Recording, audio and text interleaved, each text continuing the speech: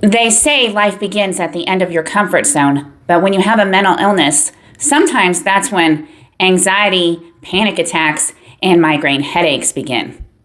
I've always felt like a confident person, but I recently found myself in a situation where someone completely killed my confidence, and I couldn't figure out how to get it back.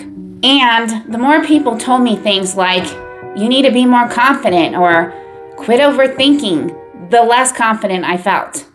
Building confidence when you have a mental illness is different. If you have anxiety, depression, or any kind of mental illness, you've probably struggled with confidence too. And there's a reason why traditional confidence advice doesn't work for us. That's what I'm talking about today. Why traditional advice doesn't work for us and what you can do differently to build real, lasting confidence, even if you have a mental illness. So, if you want to be a little more dazzling and a little less doubtful, keep watching. Let's talk about the 7 rules of unbreakable confidence that helped me to rebuild my confidence and just might help you too. I'm Patty, the girl with blue energy. I make videos on mental health and personal growth. Traditional confidence advice says fake it till you make it. And I used to follow this advice, this whole concept of fake it till you make it. But when you have anxiety in particular, or a mental illness in general, faking it till you make it can actually backfire and cause you to have more anxiety and lower your self-esteem. It's when you're being your true self and not a pretend version of you. You're not worrying about somebody uncovering the fact, oh my gosh, she's not really like this. This is just a show. She's just a fake. And it increases your self-confidence when you know that what you're putting out there to the world is you, your true self. What happens when the real you shows up in an embarrassing or messy way, like crying at work or having a panic attack or saying something you regret? I wish I could tell you that this isn't going to happen, but when you have a mental illness, it sometimes does. So this is why rule number 2 is simple. Never apologize for being you. Don't apologize for being you ever. Never, never, ever. No apologizing for I cried at work or I had a panic attack. Accept that part of you. Embrace yourself the way you are. Love yourself the way you are, and you'll be more confident. And when you try to hide this part of you, then you're less confident because you're showing some version of yourself to the world that isn't the true you. What you will find is that when you're unapologetically yourself, that you will be more confident. People will even admire you because you're true to yourself. You allow people to see your flaws and not just the mask you want to be seen with. Most people can't do that. So if you want to be truly, authentically confident, accept every part of yourself and never apologize for it. So I have another question for you. How confident are you when it comes to making your decisions? Do you trust yourself or do you check in with your tribe? For people with a mental illness, this is one of the biggest confidence killers. Those of us with a mental illness, especially those of us with anxiety, often have trouble making decisions, and we tend to ask people's opinions because we struggle with making our own decisions and feeling confident in that. Anxiety makes us question our decisions. But if you have bipolar disorder, you can also question them when you're manic or when you're not manic because you're not sure if maybe you're just a little manic, and it makes it much harder for you to make decisions. So we tend to ask people for advice on decisions we need to make.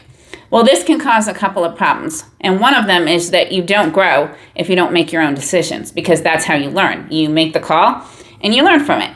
But when you ask other people, like, hey, what do you think? What do you think? When you have a decision to make, then you'll have a whole bunch of opinions, and it makes it really hard for you to figure out what to do because you thought you knew what you needed to do. You had a good feeling about it. You felt confident, but then now you got all these other opinions clouding your judgment. So consulting other people can make you second guess yourself even more than you already were, which can make your anxiety worse. And it can make you afraid to make your own decisions and afraid to make mistakes. One of the things you really need to do to get good with you, to get more confident, is to start making your own decisions and not consulting your tribe on everything. Do you remember the Boy Scouts motto? It wasn't quit overthinking, was it? No, it was be prepared. because when you're prepared, you don't overthink. Let's unpack that. Out of all the rules, this is the one that's helped me the most. I can't tell you how many times someone has told me I was overthinking when I wasn't actually overthinking. I was just unprepared. People often mistake overthinking with being unprepared. They assume that you were prepared, that you practiced, that you know everything. So they just assume that you're overthinking, or they'll tell you need to be more confident. Well, it's hard to be confident when you're not prepared. If you want to be more confident, especially if you have a mental illness, don't go in there and wing it, because your anxiety is going to go through the roof and you're not going to be confident. Think about something you'd really like to be good at. Me, I'd love to be a singer, a dancer, or maybe even a movie star. But let's be real. I'm not going to end up in the next Marvel movie without some skills. If you want to be confident at something, you've got to get good at it. And you get good at it by acquiring the skills. Now, some experts will say, just jump right in, get out of your comfort zone, and dive in the deep end and take that action. But not all of us are wired that way. Confidence comes from competence. But if you want to get that competence, you have to be willing to suck at it. And the problem when you have a mental illness is that sucking at things can really affect you and can actually decrease your confidence. That's why diving right in and totally flopping at it isn't necessarily the right thing to do if you have a mental illness. You sometimes need to do this in baby steps so that you're not having one setback and one failure after another and feeling terrible about yourself, but rather taking small things in stride and gaining the confidence from slow successes, like I'm not sucking at this anymore. I might not be where I want to be, but I'm making progress, and that gives you confidence. But some people encourage you to take much bigger steps, let go of all your fears and jump right in. And that can actually make you feel less confident because we don't handle failure as well as other people. Some of these failures can actually cause you to feel very discouraged and very depressed, and that can turn into a severe depression if you have bipolar disorder. So when you're getting the competence to build your confidence, it's important that you be mindful of your mental health. And if you know that this step or learning this skill is going to cause me to end up in a serious depression, either take it slower or reevaluate whether or not this thing you want to get good at and get confident at is the right thing for you. If you have a mental illness and you want to build your confidence, you know that you got to tackle some challenges. And you might find that the people in your life, your peers, your family members, your friends may try to influence you. You have to know yourself, because some of them will try to hold you back and some of them will try to push you into things you're not actually ready for.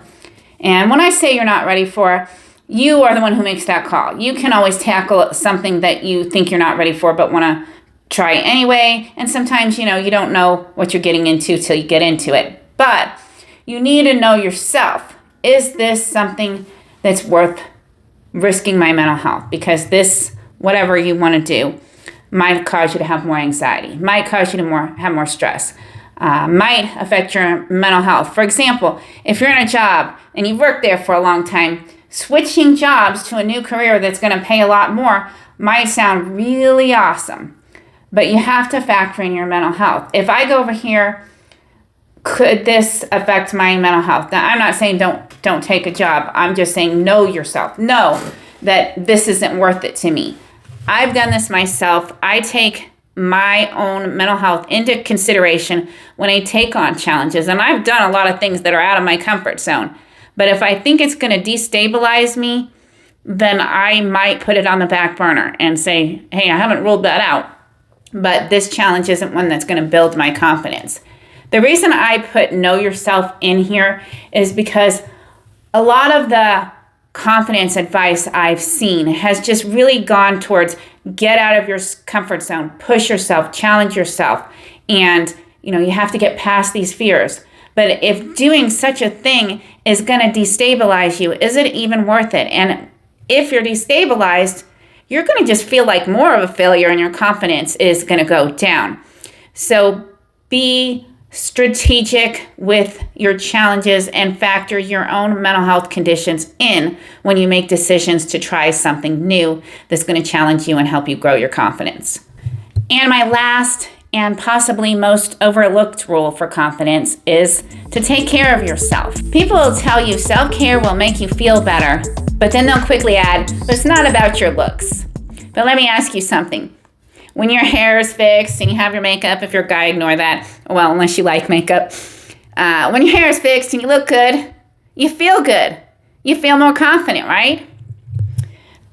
Now, taking care of yourself doesn't just mean putting some makeup on. It means taking care of yourself. When you exercise, you eat right, you get enough sleep, you feel better about yourself and you feel better.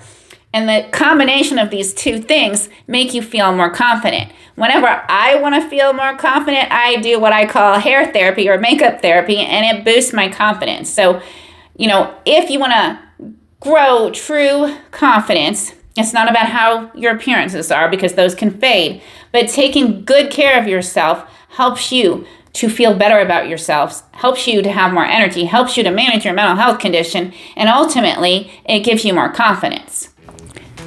These are my 7 rules for unbreakable confidence, even if you have a mental illness. I've also written a blog post on this, and I've left a link to that in the description. I appreciate everybody that's subscribed recently. I'm really working hard on creating new content and more consistently. I would love your help with something. If you follow my channel and you have ideas for content or topics that I should make a video about, please leave me a comment and I will do my best to make something. Thank you so much for tuning in. I'll see you guys again soon.